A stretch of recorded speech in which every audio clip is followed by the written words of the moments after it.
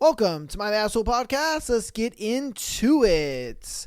All right, without further ado, you know what we do. We get straight into the juice, man.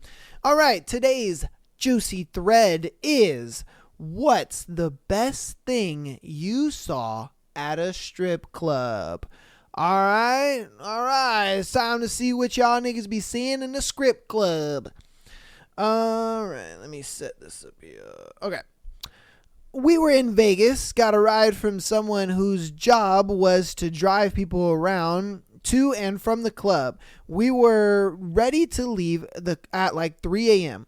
So went outside and texted our driver that we were ready and realized his car was still there. A minute later, he walks out of the club with a Tupperware full of lasagna and says, "You can never find a microwave in these places." What the fuck?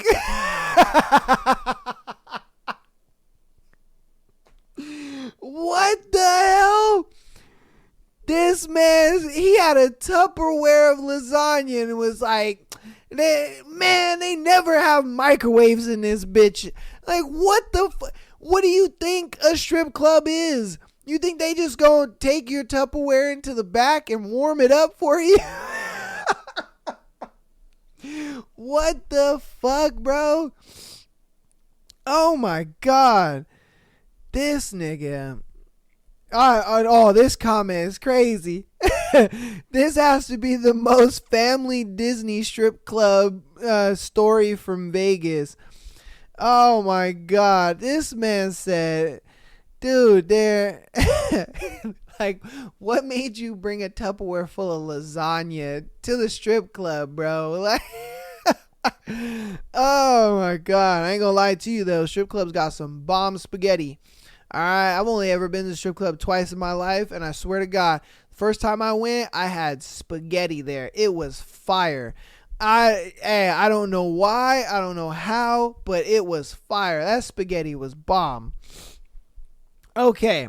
Bachelor party in Fort Worth in the 80s. Dude runs out of cash and starts writing $1 checks for dancers. 2 weeks later, bank calls him at work asking if young lady with stack of $1 checks with "for love" in the memo line is legit. He was drunk and forgot about them until then. The look on his face when he realized is etched in my memory forever. This nigga pulled out his checkbook and said, "God damn, baby. Oh, yeah. Hold on. Oh my God. Woo. Oh, let me write another one. Oh shit. Woo. Oh yeah. Hold on. Let me tear that off. There we go. Oh yeah, man. God damn, girl. Woo. You about to clean out my whole checkbook. God damn." Like, bro ran out of ones and started writing checks and just throwing it at chicks. Like, what the fuck? I mean, that is crazy. I'm surprised he didn't get kicked out the club for that. You know, like, I would think you get kicked out the strip club for something like that. You know, like, what the fuck? You over here writing checks for $1. Like, what the fuck? Can't remember the club, but it had circle stage separate from the main stage. A dancer was doing the thing where they climb the pole night and spin down. Okay. Well, a very drunk guy spills his whole drink on the stage and then abruptly got up and walked away. A different guy sitting next to him saw this and tried to help. He picked up the cup and started trying to get the dancer's attention to warn her. Poor guy did not succeed. She spun around and basically mopped up the spill with her hair. She lost it, started yelling at the guy, and called over security. They rushed over, and the guy got the guy in a chokehold and dragged him out roughly. Somehow he picked up a busted nose as well. It happened so quick. I walked over and explained to the manager what happened, and he basically told me, "Thanks, but it's best you stay out of it at this point. Wherever this dude is, I hope he's well. Strip clubs can be brutal." Yo. So he's just sitting there and he's chilling, right? He watching the girl do her thing. And the guy next to him, like, gets up, spills his drink onto the desk. Not desk, I'm sorry. Onto the stage. And he just was like, oh, well, and walks away. So homeboy gets up and he's like, excuse me, there's a drink right here. No, excuse me. And then her hair gets all in the beer and stuff. And so then she's just like, what the fuck? Why did you spill your drink on the stage? And he's like, no, it wasn't me. It was no. And then out of nowhere, she's just like, security. And they come and they rough him up. And he's like, I didn't do it. It wasn't me. No. It was the guy. It was the other guy. And they're like, likely story, chief. And homeboy is just like, no, wait, hold on. It wasn't me. Like, bro, that would suck. You over here getting beat up by security because some other dude spilled some beer and you tried to warn her. Crazy.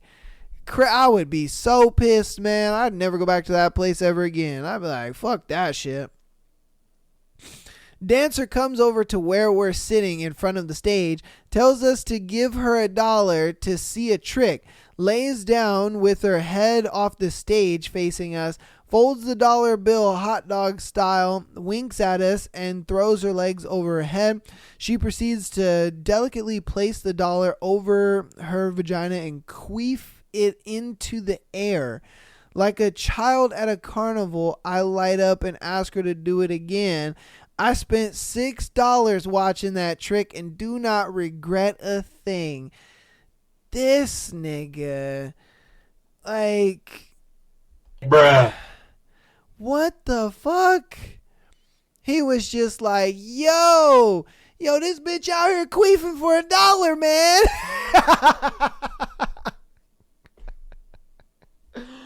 Oh my God, this man said I spent $6 watching this chick queef, bro. That's crazy. That is just ridiculous. He said, yo, man, I lit up after seeing her queef that dollar into the air. I was like, I gotta see this again. Man, how many times could she do it? Golly, bro. A dildo strapped to a remote control car. The audience members got to drive it around into some tunnels. What the fuck? Is that a thing? Dudes just driving RC cars around with a dildo attached to it in a strip club? Okay, I mean, like I said, I've only ever been in a strip club twice, and I've never seen nothing like that. Maybe something like that did happen. I don't know. I was engulfed in the spaghetti. I ain't gonna lie to you. So, but okay. All right. Hey, that's something. I went to one of those. I went into one of the ones in Bangkok without any pre-existing awareness of what I was in for. Oh man, some lady boys. A girl then squatted over my drink and dropped a frog from her vagina into the drink. I was kind of annoyed as I didn't feel comfortable drinking my drink, but it definitely blew my mind. Wait, what? Apparently this is a thing, because in the comments it says similar story though, yours is better. Same city, similar obvious idiot went in for a few drinks, saw a girl launching ping pong balls at people from her vagina. Impressive muscle control. However, it was a very weird experience. She was like some sort of Nerf gun. Nigga, what? Bruh. The shit dudes are amused by in strip clubs is just crazy. My God. I mean, I guess when you're just the lowest of low dude and you're just in a strip club and you're just looking for any kind of fucking entertainment, I guess. God damn, man. I guess that's the thing. You know, girls will put shit in their vagina and then drop it into your drink. Like, okay, and they'll launch ping pong balls at people. Okay, goddamn. Showed up on a weeknight for a couple of pints with a friend I hadn't seen in a while. It was around 11:30 and we asked to settle up and call it a night. The server came over and asked, "You guys are leaving now?" "Okay, but the show's about to start." Me and my buddy looked at each other and looked back at her and asked, "What show?" She smiled and pointed to the stage, and we saw a crew of surly men hauling a large kiddie pool and two 55-gallon drums labeled KY Jelly up onto the stage. It was a Elimination Rules KY wrestling tournament starring the strippers, and it was glorious. One petite girl was all in, suplexed the other combatants into submission. We stayed until the tournament was over. I was a wreck the next day, but it was so worth it. 10 out of 10 would recommend again. Bruh. I mean, I guess, it makes for a dope story. I ain't gonna lie to you. Like, it makes for a dope story. I give it that. But what? Like, yo, this shit is kind of crazy. This shit that these chicks do. Like, man, hey, honestly though, shout out to Homegirl, for like having these, letting these guys know, hey, the show about to start, because that's probably what, these guys are famous for, their KY wrestling battles or whatever. But I mean, hey, it must be lit in some strip clubs sometimes, I guess. God damn, man. You got to go to the right ones. Quick story. Sitting at Sniffer's Row, stripper leans over and deep throats my buddy's Bud Light bottle, throws her head back and starts chugging with no hands. Unfortunately, it was full of chew spit, so she ended up retching on stage in the fetal position through the AC/DC song. Felt terrible for her, and we all tried to stop as she went, but it happened so fast. That's nasty. What they were doing is they were probably chewing on like chewing tobacco, and they were all spitting into the same bottle, and then she grabbed the bottle and like grabbed it with her mouth and then leaned back and drank what was in the bottle. And then she realized what she was fucking drinking and was like, huh? That's disgusting. That is fucking disgusting. I bet you she never did that ever again. Like, oh my God, bro. A lot of guys are like, a lot of people in the comments are just like, yep, I'm done. Yep, I'm good. That's enough internet for me today. God damn, man. We gonna keep the train rolling though. We went one night, and there was a guy we worked with there. We didn't go to the strip club with him. He happened to just be there alone. There was this hefty girl on stage. Buddy walks over casually and lays down face up on the stage, folds a 20 and puts it on his nose. Big Bertha walks over, squats down, and grabs it off his face with her snatch. It was an amazing and disturbing sight, bruh. This man was just like, about time. This what I'm talking about. Yo, I love me some fat chicks. I got $20 with her fat thighs name on it. This man laid on the stage and he put a $20 bill on his nose, and she came and just grabbed it with her fat coochie. God damn, bro. God damn, man. Okay. Hey, teach his own, I guess. The mate walked up to the bar and told the staff he was a health inspector and could see smears on the pole, which he claimed was a reportable offense. Next minute, 2 bouncers are scrubbing the pole down. There's a comment. Anyone throw cash at him? That's fucked up. All right, then. I walked into a strip club in a small town a long time ago. No one was there and no music was playing. When I made enough noise that they heard someone was there, a pregnant 50-plus-year-old woman walked out, popped in a Nickelback CD and started to dance. The CD started to skipping and I left. Yeah. Yo. What the fuck? This old lady popped out and was just like, oh, let's get it. Let's get it. I'm popping my Nickelback.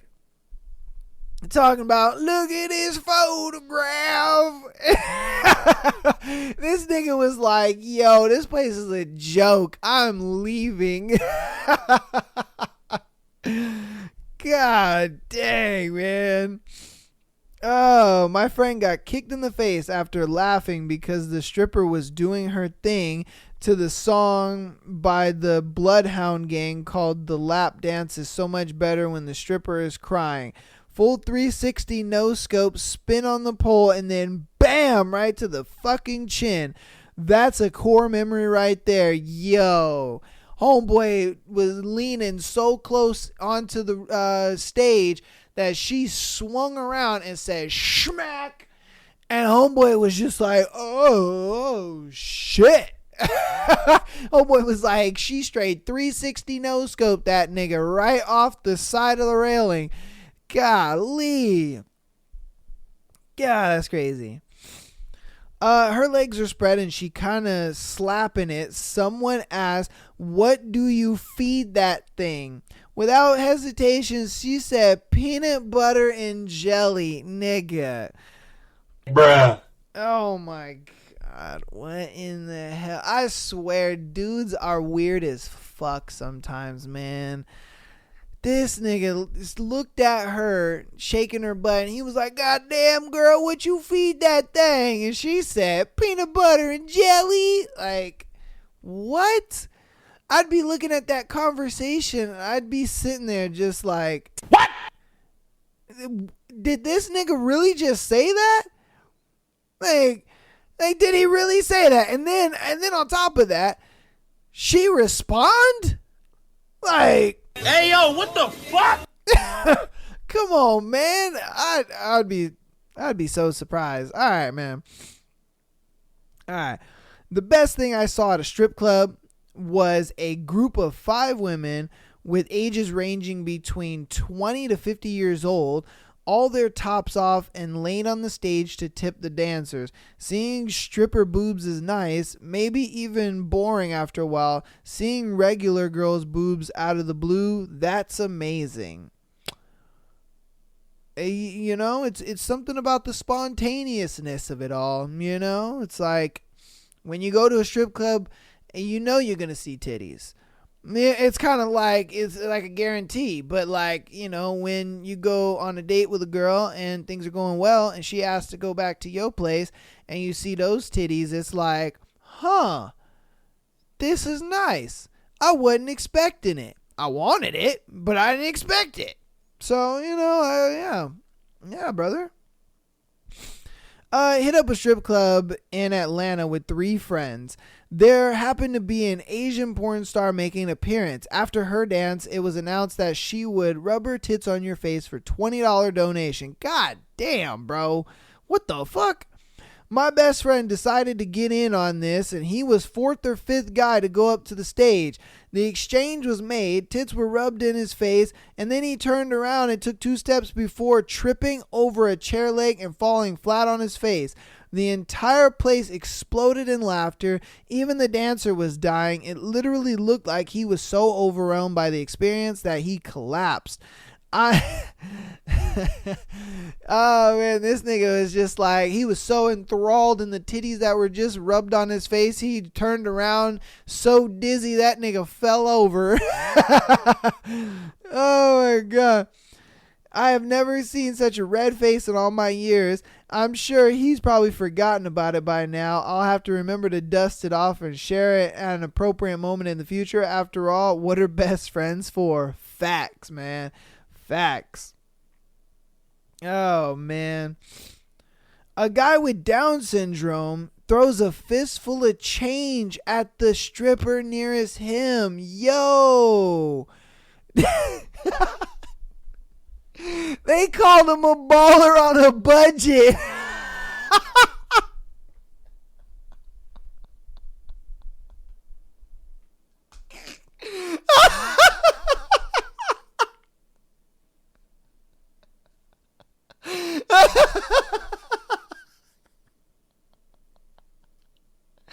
Yo, the niggas in the comments are crazy.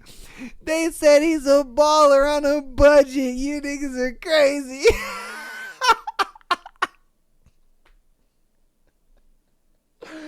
Oh, shit. Oh, my God, bro. Oh, God. I'm crying. Oh, shit. Oh, my God. These niggas said he's a baller on a budget. God damn. That nigga said, here's some change, bitch. Oh, my God, bro. Woo. Oh, that had me splitting sides. God damn. Oh, shit. All right, we're gonna do like 3 more. Oh, shit. Philippines, all the girls cleared out, and this one girl came out with this gossamer gown and obvious professional ballet and dance training, and performed to Alanis Morissette's Uninvited. The entire club was silent and rapped for 4 minutes. Okay. All right. We'll do 2 more. I once had a stripper take a match from my book of matches, split the cardboard at a non-fairy end, sat in front of me, and put one foot on each of my shoulders. She then wet the split end with her tongue, stuck it into her clit, lit it with another match, and had me come close to light my cigarette. She was just lovely too. Montreal as a teenager going over the border from the U.S. Nigga, what? Hey, yo, what the fuck? So she put her legs on his shoulder, so he's just looking at her vagina, and then she gets a match, lights that bitch, puts it in her vagina, and then it's just like, light your cigarette with this. What? Like, yo, What did he say? Cause that is unbelievable. Yo, I shout out to Montreal, man. I mean, I got no words. I got no words for some shit like that, bro. That's crazy. Shout out Montreal, though. You know, hey, man. My boss and I went to a strip club while out of town on business. There was also a huge trade showing going on in town, and this place was packed. On the tables, there were menus listing extra and price. Started with the table dance, $20, and the last was an ultimate fantasy for $140. I stopped a dancer and asked what the ultimate fantasy was. She said, you and 6 other guys pitch in $20 each and we'll show you. It took less than 5 minutes, and me, 6 other dudes, 2 strippers, and a bouncer were heading to the back. Inside the room was a heart-shaped bed with a side table. On the table was a huge purple dildo. For $140, we watched one stripper fuck the other with a purple strap on for the duration of 2 songs. Unbelievable. That's crazy, bro. 6 dudes in one room just cuckolding themselves. That's crazy, man. That is crazy. They straight just cuckolding themselves. They're watching a girl pretty much peg another girl, and they're just like, yeah, this worth $20 right here. Goddamn. Oh, man. You know, like, bro, I would just pay the $140 just to be there by myself. Like, nigga, the fuck we talking about here? Like, dude, what the fuck? Like, What? hey, man, look, man, all y'all niggas in these strip clubs, bro. Stop it. Get some help. Y'all need it. Y'all need Jesus. God damn, man. These strip clubs need Jesus. Yeah, I get it, man. The strip club is lit sometimes and y'all, be doing your thing, but god damn, bro. The strip club's crazy. Hey, just get you some strip club spaghetti, man. Shout out. Oh, man. I hope you guys like that thread, though. That was a wild ass fucking thread. I'm not going to lie to you, man. That was probably one of the wildest threads I had ever gone through. Man, you guys got some crazy stories. We might revisit that thread because that is a crazy ass fucking thread. I'm not gonna lie, man. All right, before we get into haunting Adeline, we're gonna go ahead and get into our announcements for the show. God damn, I don't know what's going on with me. Patreon.com/Am I the Asshole Podcast. If you'd like an exclusive episode every single Friday, as well as being able to send in as many scenarios as you'd like to be featured on the show, Patreon is the place to do it, man. Patreon.com/Am I the Asshole Podcast. $3 a month, man. $3 a month gets you an exclusive episode on Friday. I know you guys are getting a bunch of value already. You guys are like, man, I got a Tuesday, I got a Thursday, and a Sunday show, bro. I'm chilling. But if you're loving the content and you like what we do and you're coming back every week, why not support your boy? $3 a month on Patreon. Let's see. TikTok and Instagram, go ahead and follow us there for all our clips. TikTok, we growing like crazy, but TikTok don't like you, boy. All right, I wish I could be a little more consistent uploading clips on TikTok, especially if you've come from TikTok and you're listening to this. I try to be more how would you say it? I try to be more consistent, but it's hard to be very consistent because anytime I do upload, sometimes TikTok has a real big problem with it. I've been getting hit with community guidelines and strikes and all this kind of stuff, because we talk about some crazy ass shit. As you just seen in this thread, we talk about some crazy ass shit on this show. And sometimes, TikTok is like, hey, yo, bro, there's children's on this app and we can't really do all that. So I can't be as consistent as I'd like to, but I'm gonna definitely keep trying. And you guys are killing it over there, man. I mean, with 2,500 followers, you guys are killing it over there. So keep following on there, keep sharing and liking all the clips over there, as well as on the audio platforms. Download and rate the podcast. I cannot stress it enough. Please, please, please rate the podcast, man. 5 stars is preferable. But if you are gonna rate it honestly, say it with your chest, all right? But without further ado, let's get into chapters 8 and 9 of Haunting Adeline. All right, where we left off is Adeline. I don't know if she's at a bar or at a club, but she is out somewhere, and we got a little more backstory on our main guy. That he's like he developed this hacker group, and that he is helping little girls out of trafficking and stuff like that. And we got a little more, background on him. Adeline actually went to, like I said, I don't know if it's a bar or if it's a club. It's one of those two. She happens to meet this guy, dude's pretty handsome, this and that, so on and so forth. And she's like, ooh, something could happen with this guy. You never know. So he's like, hey, do you want to go upstairs and meet my friends? And she's a little hesitant, but she's like, you know what? Fuck it, I'll go. So she goes. She sits down. She gets a text message, and it's unknown. And so she's like, what the fuck? What's this? And the text message says, if he touches you, you will find his hand in your mailbox. And she's just like, what the fuck? Like, why is my stalker, saying shit like this? Why is he doing this? You know what I mean? What the fuck is going on here?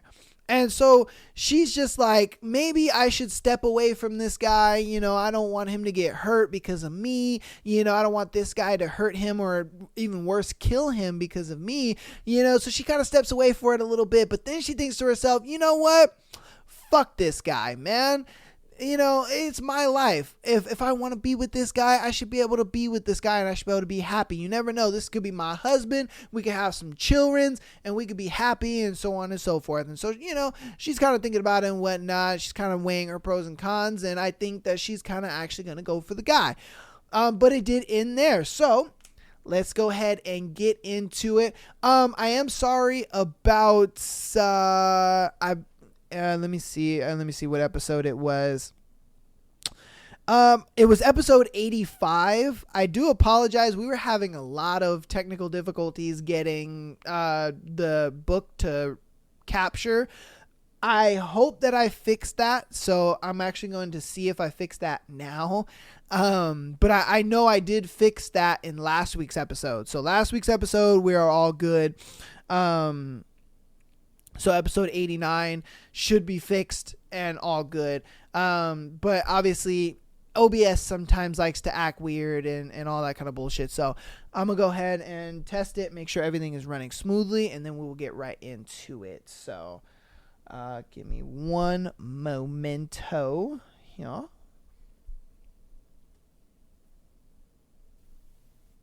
Chapter 8. The Manipulator. Okay, cool. Everything should be working just fine. So Daya takes Luke home while I take Arch back to the manor. He asked me to go to his, but I felt much safer at my own home, more in control. In retrospect, I shouldn't take him to a house that sits on a cliff, surrounded by woods and several miles out from civilization. Worst of all, with a stalker that lingers around and likes to break in. God, this was stupid.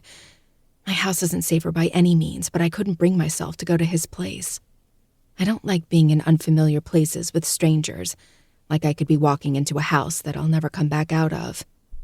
It makes me feel far more vulnerable, though I'm in the most vulnerable position I could possibly be in right now. Facts. You have a beautiful home. Arch compliments, his eyes sweeping over the entirety of the living room and kitchen. I updated the wallpaper to a more modern black paisley, got rid of the tragic gold curtains, replaced them with red ones, and updated the couches to red leather. But his eyes keep drifting back to the black wooden steps as if he knows they lead to my bedroom. Except I have different plans. That's not the best part.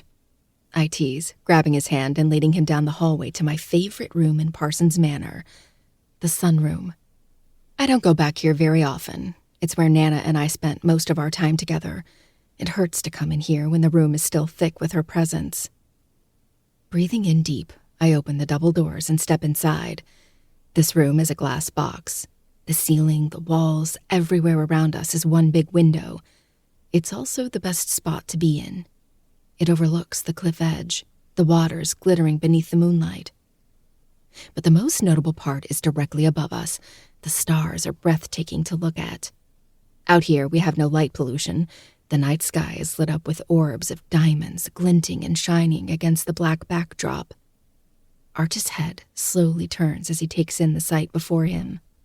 And then he cranes his head back, staring up at the sky with his mouth hanging open. I imagine it's one of the few moments where this man has looked unattractive, but to me, it's the most attractive he's been this entire night. He's not concerned with controlling his face and movements, nor is he practiced in following a script. He's just a man in awe of the beauty surrounding him. Damn. He mutters finally, his voice deep with wonder. He turns his head back to me, the edges of his eyes round with delight. The blue moons in his eyes are glimmering with an emotion I can't put my finger on. It isn't until that mask slides back over his face that I realize he looked sad. Melancholic. And I want to know why, but with the way his eyes are heating like a burner on the stove, I know the opportunity has already passed. You got something special here, he says quietly, prowling towards me. The stars have long since faded, and the only thing he can't seem to look away from now is me. I do. I breathe, watching him come closer with bated breath. There's a small tug at the back of my head, an instinctual feeling that reminds me that I'm in a glass box, with a shadow possibly lurking outside, provided with a full view of what's happening. Part of me doesn't mind if he's out there. I want to prove something to the deranged man who thinks he owns me. I want to show him he doesn't. The only person who will lay claim to my body is who I allow. I'll let Arch's hands touch me, hands that will trace every inch of my skin, followed by his mouth. I'll let his tongue lick my pussy until I'm sated, right before he fucks me until I no longer know my name. I'll let him, because I said he could. Arch towers over me, molding his front to mine and pinning my breasts against his chest. My breath stutters as warmth envelops me, his arms circling tightly around my waist and locking me against him. I like the way he feels pressed against me, the softness of my body molding against the hard ridges of his. It feels nice. Good. Arch stares deeply into my eyes for a brief moment, and then he tilts his head and gently captures my lips between his. I sigh, his soft lips moving against mine rhythmically, like the water at the bottom of the cliff, swaying against the rocks. I moan into his mouth, needing more and deepening the kiss, prying his lips apart so I can dip my tongue inside. He growls, his restraint slipping. His other hand sweeps into my hair, angling my head better so he can plunge his tongue in my mouth, exploring skillfully with little control. I rise on my toes, pressing further into him. Shuddering at the feel of his hard cock digging into my stomach, the length of him only intensifying my desire. He's not small. And that's really what I need tonight, something that will blind me with pleasure and leave me breathless and satisfied. His tongue fights against mine, swiping and licking as his teeth nip at my lips. Another moan slips free, bouncing in his mouth until he matches it with his own groan. The hand in my hair tightens, jerking my mouth away, giving his lips freedom to trail down my jaw and descend to the juncture between my neck and shoulder. I gasp when I feel his teeth scrape against my flesh, a small warning before he bites down. Sharp pleasure sends my eyes to the back of my head, and a long moan slips free. Fuck. He curses, licking at my neck with a feral groan. That sexy voice of yours. My eyes flutter as I succumb to the pleasure his tongue and teeth are drawing out of me. His hands drift lower until I feel a firm tug on my jeans. The button pops open a second later, followed by the low purr of my zipper coming undone. Is your pussy wet for me, Addie? Arch asks on a low growl, nipping a tad viciously at my neck. It smarts and I can't help but wince from the pain. His tongue smooths across the bite mark, soothing the sting. Yes, I whisper, as pleasure begins to override the pain. His hand slithers down the front of my jeans and thong, his fingers drifting lower until the tip of his middle finger dips inside me. A low, deep growl arises when he feels just how truthful I was being. Fuck, baby, that's it. Let me hear you sing now. And then 2 fingers are plunging inside of me, curling to hit that spot. My vision blackens and a yelp of pleasure is my only response. It's the only thing I'm capable of. Instinctively, I roll my hips, grinding into his hand. He withdraws to the tips before driving them into me again.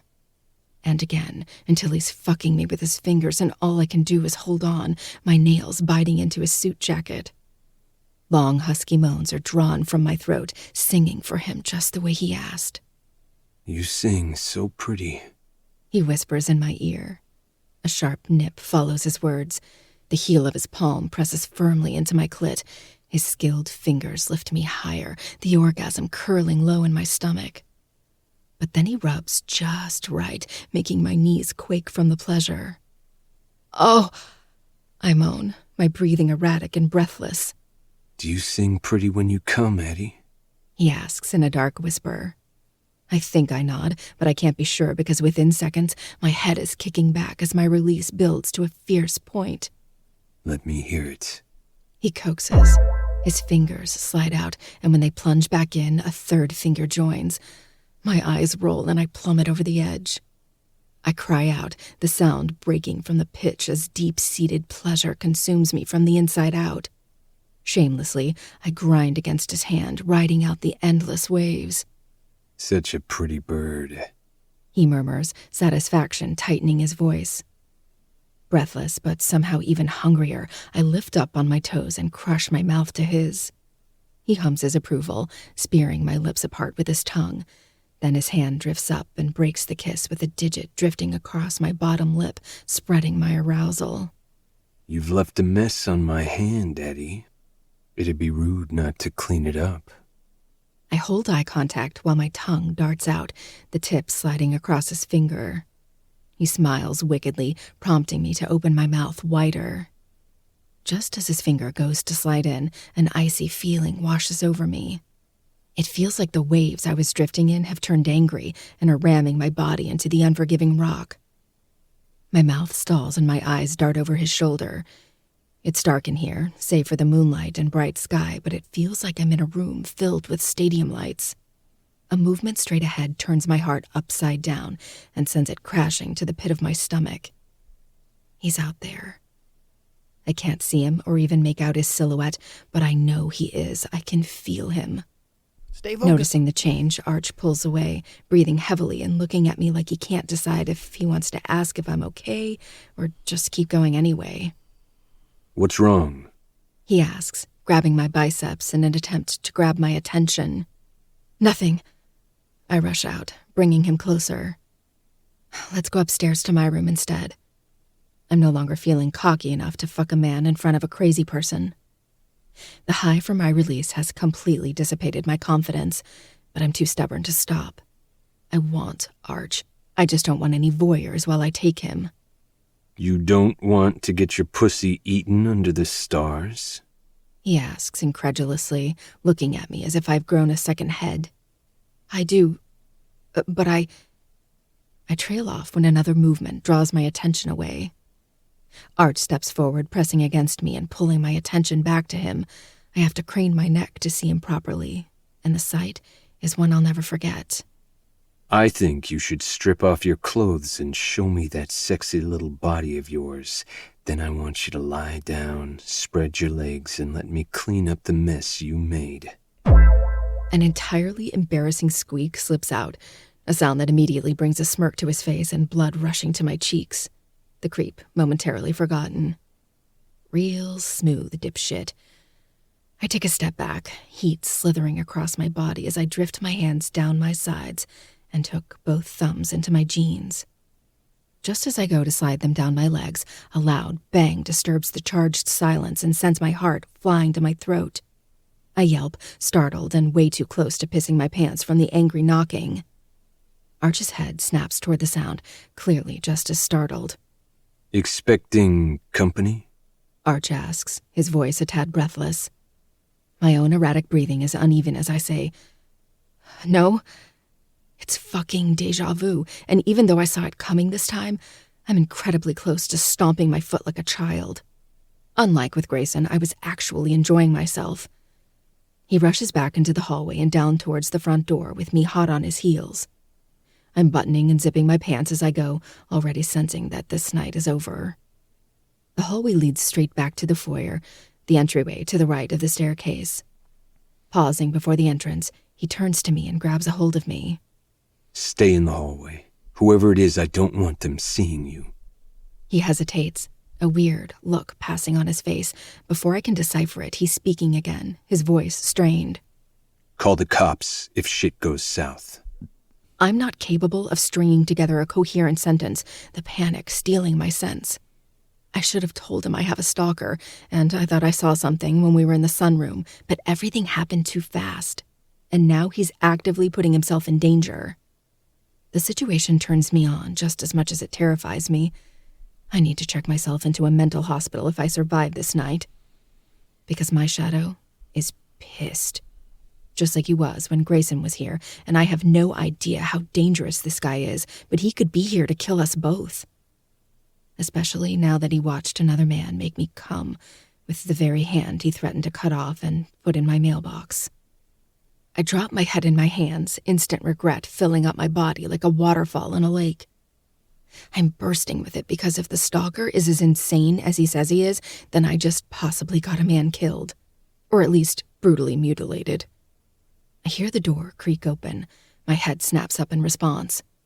Come on out, fucker. I know you're out there. Arch threatens loudly. Peeking around the corner, I watch Arch step outside, but not before he pulls a gun out. Eyes bulging, my mouth falls open, and I wonder just who the hell I let in my house. He shuts the door behind him, the resounding click of the door echoing in my head. Looks like I was wrong and did happen to find someone willing to kill for me. Jury's out on the fucking part, but if his foreplay is any indication, I think he would have done well in that department too. Now more than ever, I want to kill this creep myself.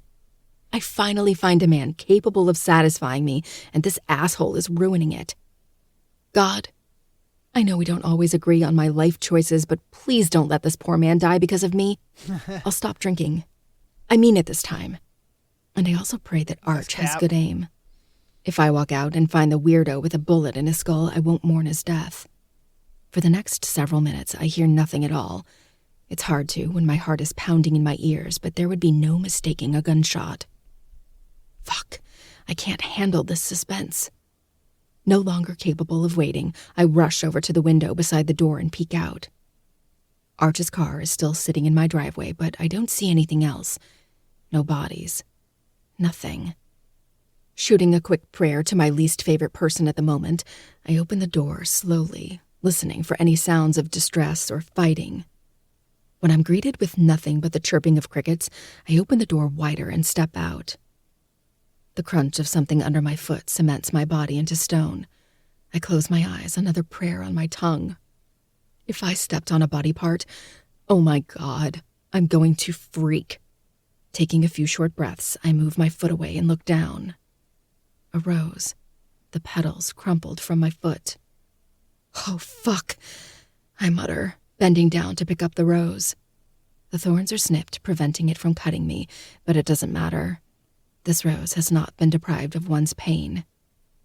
Dripping off the petals and onto my boot is fresh blood. Arch is gone, and all that's left of him is a bloody rose.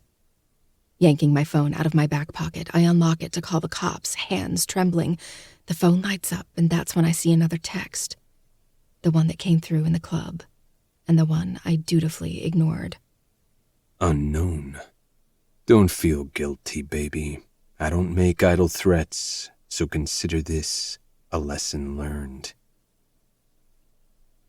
Red and blue lights brighten the world before me, and the flashing colors make me feel sick. Dread is pooling in the pit of my stomach while police officers and dogs search the surrounding area. An officer has confiscated the rose, yet the blood has stained my hands, physically and metaphorically. I rub my fingers together, watching the dried blood flake from my skin. A tear escapes, but I quickly wipe it away. I killed a man. I brought him here knowing someone dangerous was lurking, and I did it anyway. And now he's gone. Homeboy died. Ma'am, I need to ask you a few questions. Sheriff Walters says, walking towards the porch steps that I'm currently sitting on. I've known him since I was a child. He went to school with my mother, and they were good friends. Every now and again, she'd invite him over for dinner. He's always been kind. Quiet and soft-spoken, he always seemed more interested in listening than speaking. He's a tall, built man, towering to at least 6'7". I think his family descends from giants because his father and brothers are just as freakishly large. His father was a sheriff, and his father before. Pretty sure a couple of his brothers are cops, too. One big family of gigantic cops. Just what the world needs, right? Scruff peppers Sheriff Walters' cheeks, and his brown eyes are tired and wary. I already gave the rundown to the responding officer, but when I told him a man was missing and I was gifted a bloody rose, he was more concerned about getting a search party going. Considering dense woods surround me, it's likely the man took Arch on foot until he managed to get him into a car somewhere and drive off. I sniff, wiping snot from my nose and nodding my head. Yeah, sure. Can you give me the name of the man who was with you here tonight? Archibald Talavera, I answer robotically. I guess Arch being pretentious and giving me his full name paid off. I almost smile, yet it's anything but funny. The sheriff doesn't speak right away. I glance at him and note his bushy black eyebrows are raised high on his forehead. Talavera, huh? This man might have done you a favor, he says, muttering the last part. What? I squeak out, the corners of my eyes rounding. The sheriff sighs and runs a hand through his thick, dark hair. In his younger years, I'm sure he was attractive. But now, silver is invading his hair, and wrinkles line the edges of his eyes and mouth. He looks aged and weathered, and over the years, I've watched his eyes grow dull and tired. The Talaveras are known criminals, he informs me. My eyes pop, and in that moment, I realize my mother did a terrible job raising me. My life choices are questionable at best lately. I'm going to need to have a long, hard talk with the she-devil from above. She's been trying to kill me off, I think, and I'm starting to wonder if I should just let her. What kind of criminals? Sheriff Walters twists his chapped lips to the side, seeming to contemplate what he wants to say. Nothing has been proven, never any sufficient evidence, but they deal in cocaine primarily. Allegedly. He tacks on at the end, side-eyeing me. What I can say is Archibald has been accused of domestic violence by his ex-wife several times. He's gotten out of the charges unscathed, of course, but he's known to be a very violent man. I turn my head and cover my face with my hands. Sheriff Walters pats my back awkwardly, assuming I'm crying, but my eyes are as dry as the Sahara Desert. I'm too angry to cry, angry at myself for being so stupid and taking a random man home. Angry for getting that man killed, a man that is connected to a dangerous family. Will his family come after me? No, he responds, sharply. That family has a list of enemies a mile long. They're not going to concern themselves with a random girl. They might look into you, but when they don't find anything, they'll start looking into whoever they pissed off. I nod my head, slightly assured by that. That is, if they don't find out about the rose. My heart sinks like a rock into a well. I lift my head and look at him, catching on to his meaning. That rose was personal, Adeline. Do you know what it means? I have a stalker. I've made several reports lately about my house being broken into and roses popping up everywhere I go. The sheriff's brows scrunch. I looked into your file. There are no reports made about a stalker. My spine snaps straight as shock blasts through me. What do you mean? I ask, my voice shrill and angry. I've made several. Calm down, Sheriff Walters says, splaying his hands out in a gesture that matches his words. I will take a deeper look when I get back to the precinct. Can you tell me now what's been going on? Forcing my heart to slow, I relay everything that's been happening. With the random glasses of alcohol being drunk while I was home alone, the roses, and the note card with the ominous threat. Sheriff Walters listens tentatively, pulling out a notepad and taking notes as I speak. When I'm finished, I feel even more exhausted than before. I'll look into it, but Adeline, you understand that if the Talaveras find out you have a stalker, they might place blame? I rear back, completely baffled that a cop is warning me that a criminal family could come after me. But he's never been one to sugarcoat or hide truths. On several occasions, my dad would ask details about certain things, and the sheriff would always divulge whatever he was allowed to. There were a few times Mom had to snap at the two men for grisly conversations at the dinner table, in front of a child, no less.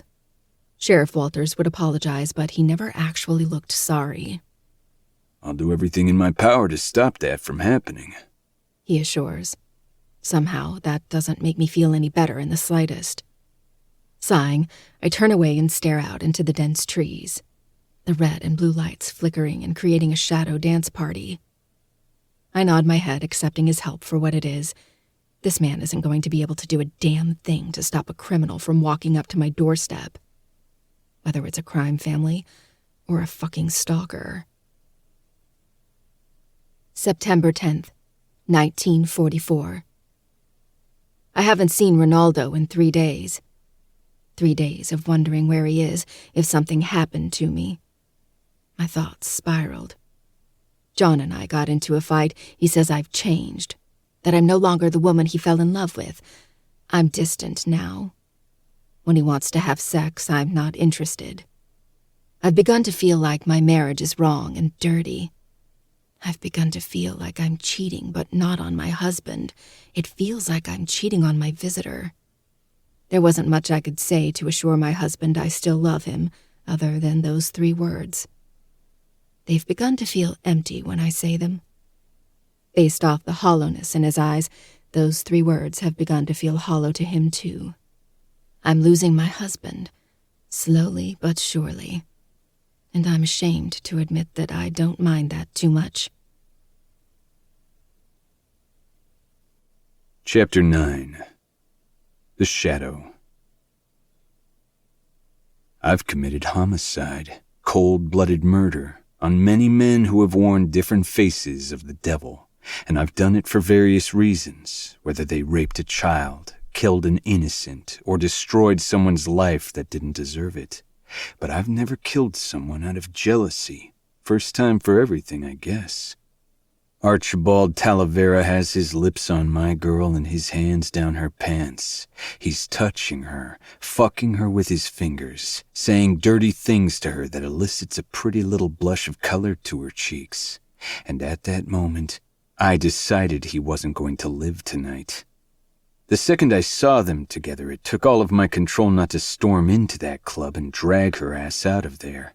Because not only was another man trying to lay claim to my girl, but Archibald Talavera is a fucking psychopath, a real one. He beat his ex-wife to a bloody pulp on several occasions and made her life a living hell when she finally decided to divorce his ass. The woman is still in a psychiatric hospital receiving treatment for severe PTSD. He literally broke the woman, and while she spends her days trying to heal from his abuse, he spends his nights in clubs and picking out a different woman to take home and fuck. Last I heard, he's not a nice fuck either. His form of rough play isn't pleasurable by any means when the woman walks away with a bloody nose and a busted lip. The asshole deserves to die, and I'm happy to get the fucking honor. This man and his family's crimes were small crumbs in the grand scheme of things. His family gets involved in petty crimes and sees themselves as Seattle's mafia, but they're ants compared to the fucking dinosaurs walking around in this city. I've left them alone because there are much bigger fish to fry than low-life criminals who think they're crime lords. Their threat to humanity is minuscule compared to the people I track and kill. And until they start trading in more than just powder, they've never been on my radar. Until now, that is. There's no stopping Addie from opening her mouth and telling the cops she has a stalker. Doesn't matter that I've destroyed all evidence of her police reports. And if the Talaveras get wind of that, they'll kill Addie for something way out of her control. It doesn't matter that the family has enemies. Any possibility will be eliminated when they find that the heir of the Talavera Empire has been murdered.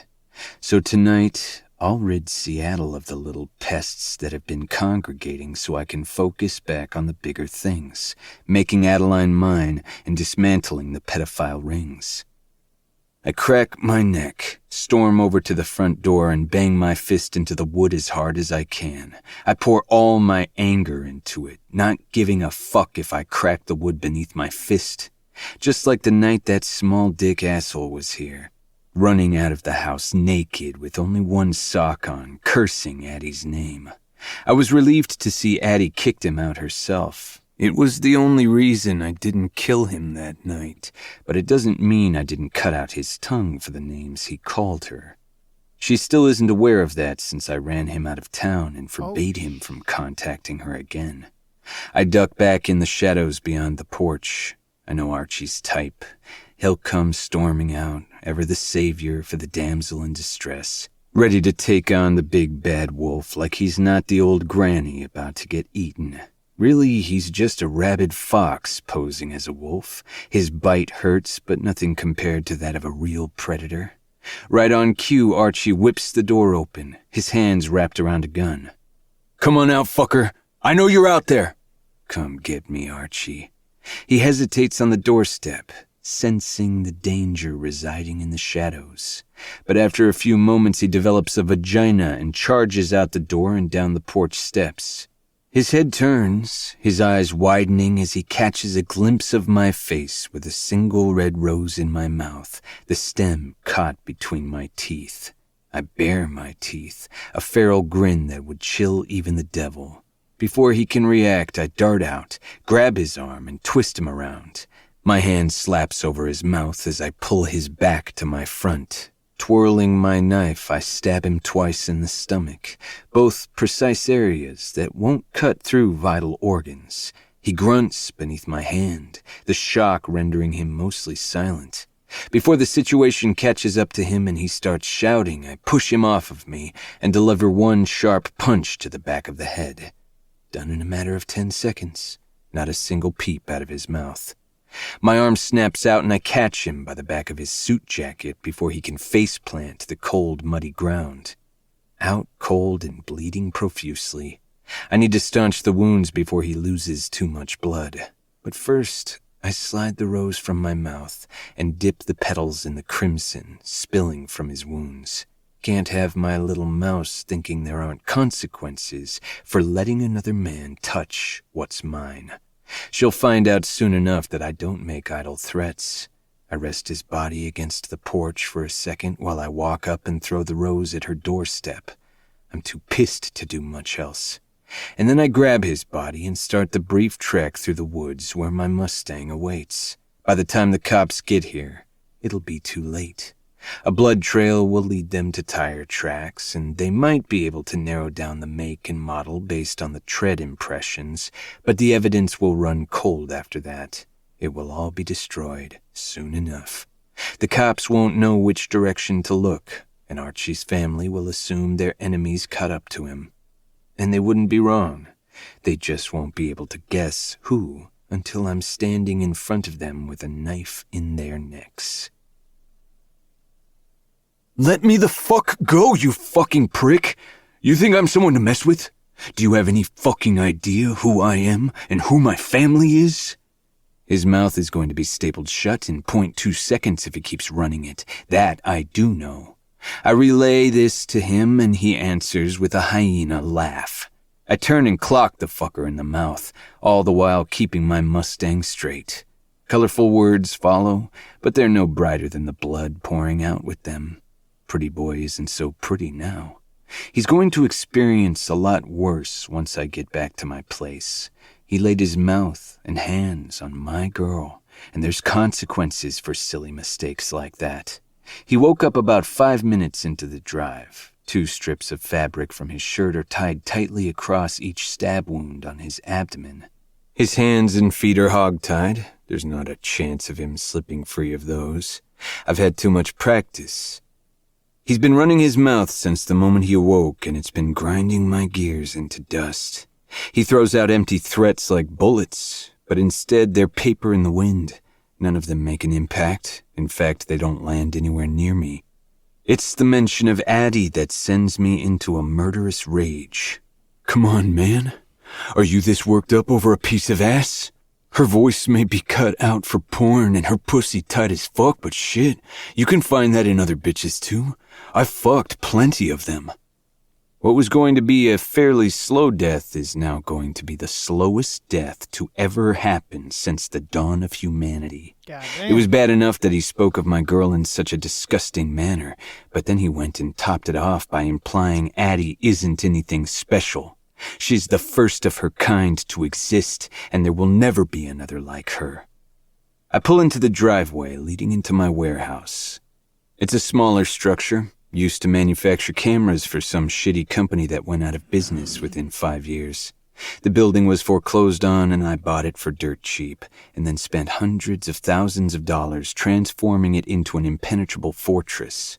I converted the main floor into my living space with state-of-the-art security. An ant will not be able to find its way into the building without me knowing about it. The second floor is my workspace. Dozens of computers and illegal technology that make it possible to do what I do fill the space. And the basement is where I handle all of my business. meaning where I take the pedophiles to torture and kill them when they have information I need. I built an underground garage that drives straight into the basement. Makes for an easier haul when I got a 6'2" dickhead to carry to the table.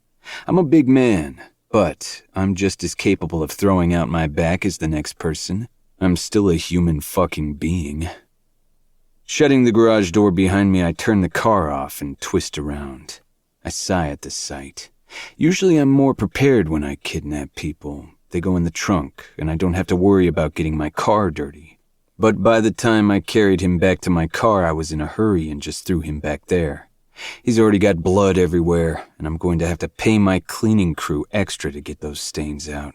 With that amount of blood, anyone would ask questions. But they get paid way too much to ask stupid questions that'll get them killed. We can do this the easy way, or the hard way. I can knock your ass out, or you can be a good little bitch and stay still. His bloody mouth forms around the word fuck, and it doesn't take a genius to know what word is going to come out next. I punch him in the nose before he can get the first syllable out. The crunch of bone beneath my fist is nearly orgasmic. By the time I'm pulling my fist away, blood is squirting from his broken nose. He spits, and a tooth flies out of his mouth and onto my floor. I'm going to shove my foot up his ass just for that. I get out, round the car, and swing open the door. He starts protesting, but the words become garbled when I grab him by the collar and drag his ass out. With his limbs tied up, he feels every drop and bump as I drag his body out of the car and haul him towards the table. He squirms like a worm on a hook, and I can tell by the panicked look on his face that he has that feeling. The sinking feeling that his life is balancing on the edge, and I'm about to fucking Sparta kick him off. Despite his struggles, I wrangle him on the surgical table and systematically untie specific ropes so I can strap him to the table while simultaneously keeping him immobile. He looks over and sees a dead Josh lying on the other table. After I saw Cicely off, Michael dropped Josh off at my place while I went to Parsons Manor to snoop around. Addie and her friend were leaving, so I followed them to a club. It took all my willpower not to put a bullet in every man's head that grinded their dick against her ass. I decided to go home and take care of business before I did something stupid and actually kidnap her. While I interrogated Josh, I set up a monitor and kept an eye on Addie through the club's cameras. I'll admit, my torture methods became a lot bloodier once I saw Archie lead her up the stairs. I got the information I needed from Josh, their process for extracting girls, names of some of the mules, and the name of who Josh reports to. Turns out the guy is in Ohio, so I'm letting one of the other mercenaries handle him. He'll get the information on his boss and work our way up the chain. The mules have already been located and targeted, so after I'm done disposing of these two fucks, they'll be getting a sniper shot to the head, then on to Archie's family.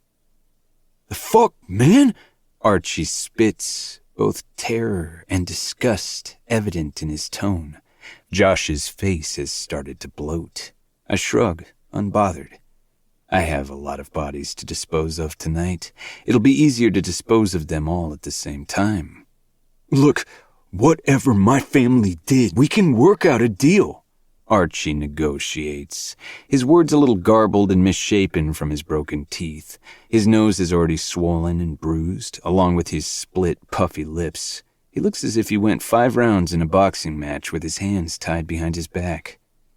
"I don't have any connections with your family," I say calmly. "At least not until now." He's silent for a beat, staring at me incredulously as his brain processes that I'm not an enemy of the Talaveras. "Then why the fuck are you doing this? Because of that fucking girl?" he asks, his voice hysteric. I lean close, letting him get a good look at my scarred face. If it's not the scars that warn people away, the deadly glint in my eyes usually does the trick. "She fucking wanted me. Not my fault that your girl doesn't want you." I sigh and straighten. I'm not going to bother explaining myself to this prick. He won't understand my obsession, and I don't give a shit enough to want him to. What he doesn't know is that the minute I properly introduce myself to Adeline Riley, she won't be able to think of anyone else. I will devour her from the inside out until every intake of breath will only stoke the inferno I've created inside her. Like oxygen feeding a fire, I will consume every inch of her sweet little body until she will think of nothing else but how to get me deeper inside of her. She'll fear me at first, but that fear will only ignite her, and I will be all too fucking happy to deliver the pain when she gets too close to the flame. Next to me is a tray of utensils lined up neatly. Without looking away, I grab the first tool my hand lands on. A serrated screwdriver, specially made for torturing. The military uses shit like this, unbeknownst to the public.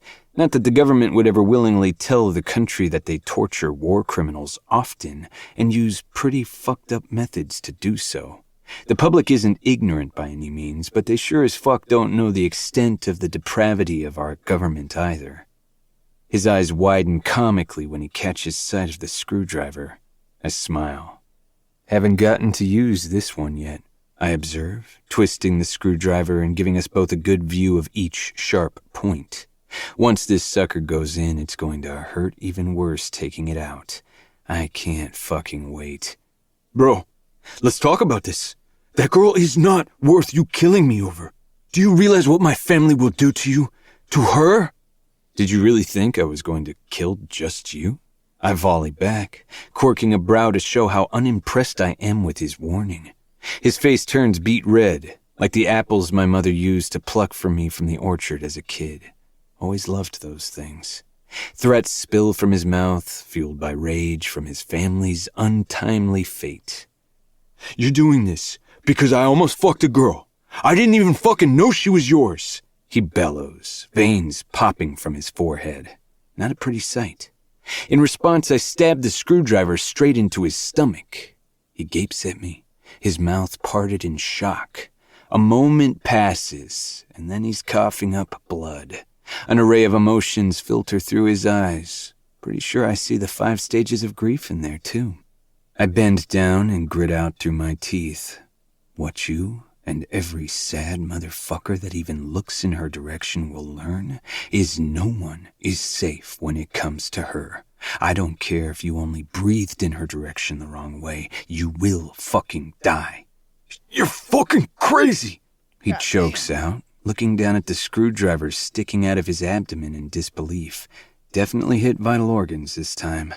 Slowly, I pull the screwdriver out, the suctioning noise quiet against the backdrop of his scream.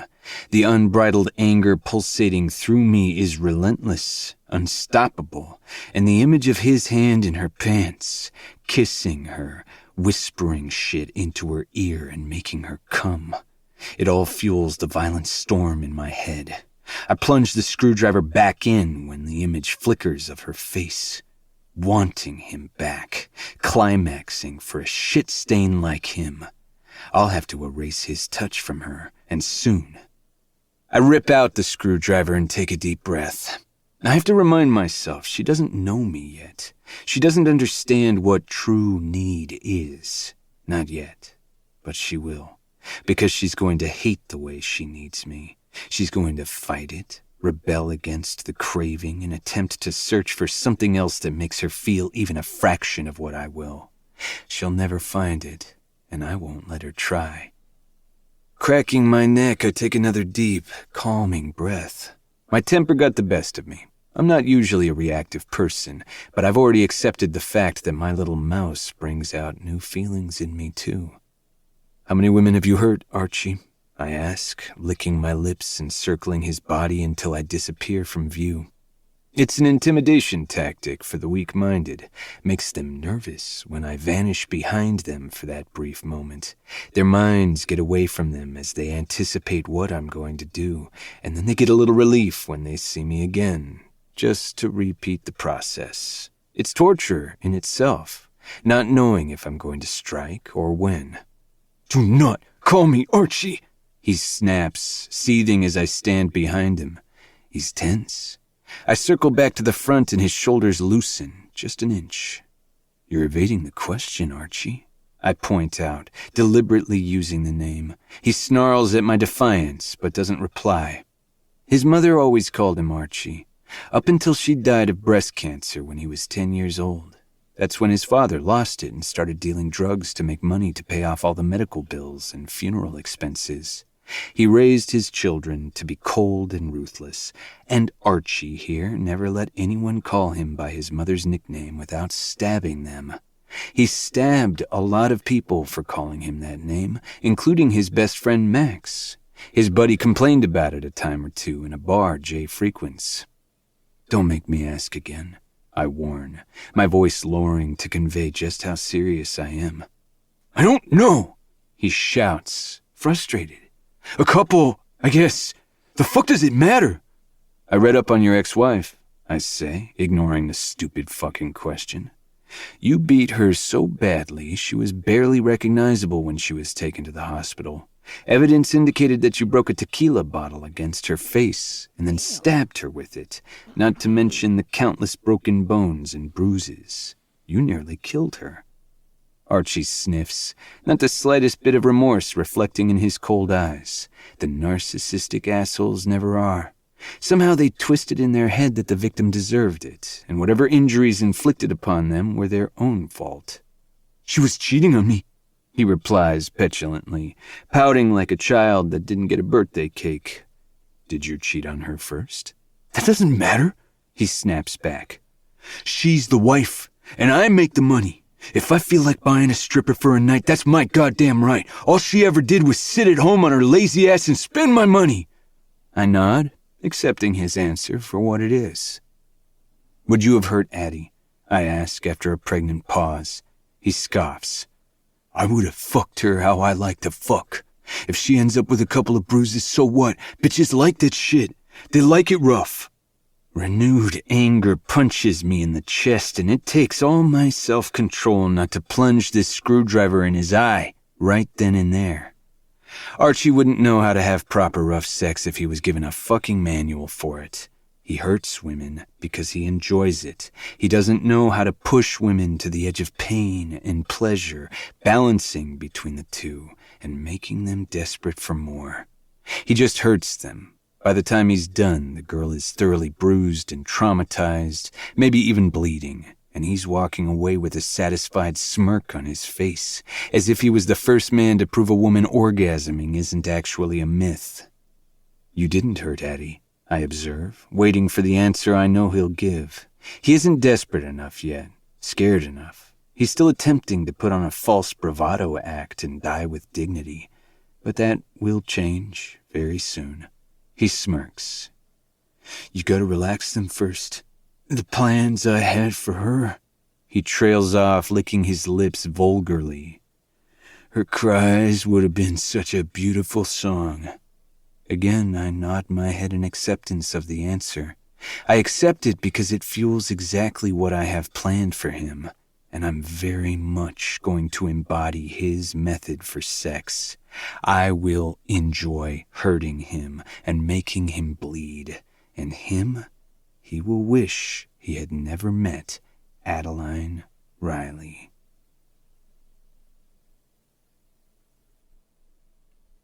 God damn. Woo! Jesus. Man. That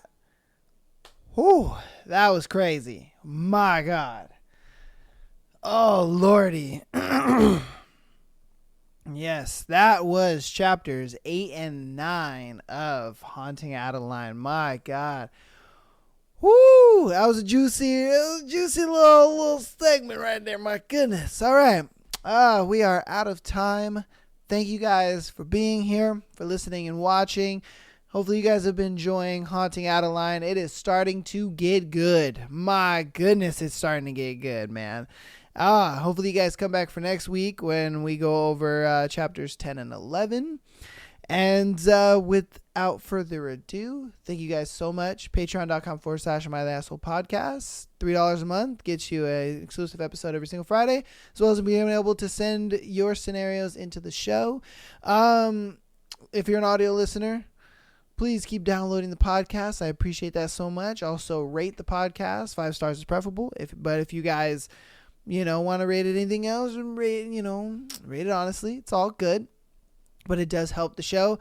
Follow us on TikTok as well as Instagram for all the short form content and clips. And that's going to do it for you, boy. I appreciate you guys so much for hanging out with me. And that's it for me today. So I'll see you guys later, and peace.